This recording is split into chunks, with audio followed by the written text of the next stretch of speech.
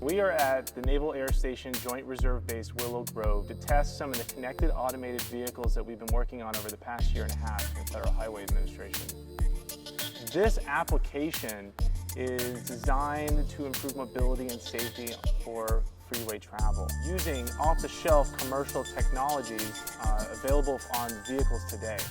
One of the earlier research projects we had in the Exploratory Advanced Research Program looked into cooperative adaptive cruise control, and the benefits were actually very significant.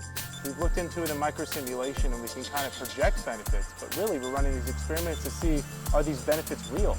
So the way the technology will function is individuals now set automatic cruise controls. All right, we're ready. All right, we're ready.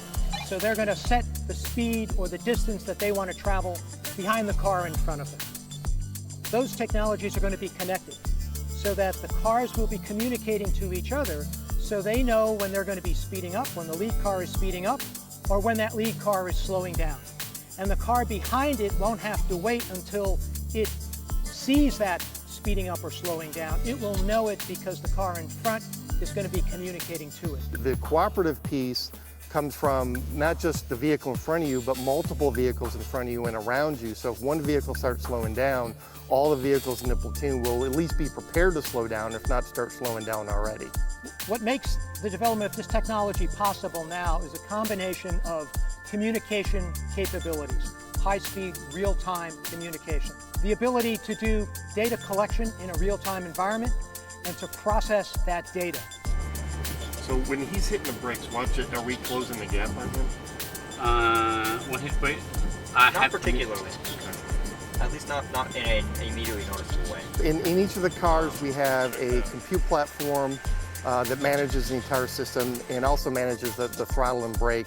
We have a centralized positioning and timing system, so all the systems in the vehicle have the same position information and timing information. We have, in this case, the algorithm that actually controls the speed of the vehicle based on the factory radar system, as well as a specialized basic safety message, or BSM, that all the vehicles are broadcasting.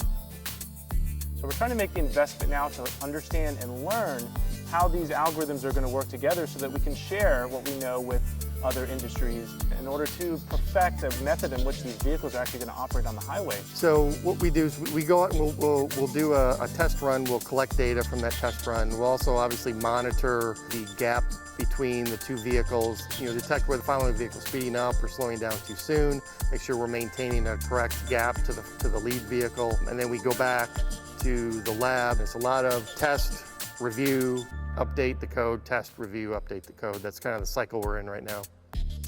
As roads become more expensive and as our highways become more congested, we have to start looking outside the box for alternative means using technologies that we have today to address the congestion and mobility issues of the future. And that's why we're involved in what's known as automation. Well, we think that the federal government has a role in doing the initial research in terms of the feasibility and looking at the different technologies that are needed to make this happen. And to work with standards-making organizations in a way that will allow for this equal playing field. The technology is agnostic, but the standards are there such that people can compete with applications using the same technologies. Yeah, so our research really isn't about necessarily bringing a specific product to market. It's about bringing the technology to market and sharing our results with everybody so we have a consistent system across manufacturers, across platforms. So we're looking at it from a feasibility standpoint. We are also working with the auto manufacturers so they're able to take the results from our research and development and then integrate that into their vehicle production. So case in point, traffic signal control. If I'm an OEM, I want to sell a car that's automated. If we in the federal government can show them the benefits of an eco approach and a glide through that traffic signal that works, all of a sudden we're helping to create a demand, and the public is going to demand that of the private sector. Really what the federal government's main role, if you think about it, is to kind of spur the market and to make those initial investments in showing how this technology can make improvements, but also then providing guidance to the states on how we can deploy this nationally. So as the federal agency responsible for providing the states with a large amount of their construction money that they use to expand highways, we want to provide them research results and tools for them to have more effective investments of those federal dollars. What I hope for in the work that we do is the bringing together of different communities that can share their expertise in a way that the whole is much greater than the sum of the parts. We are creating the initial steps for the deployment of revolution in the way we operate our transportation system.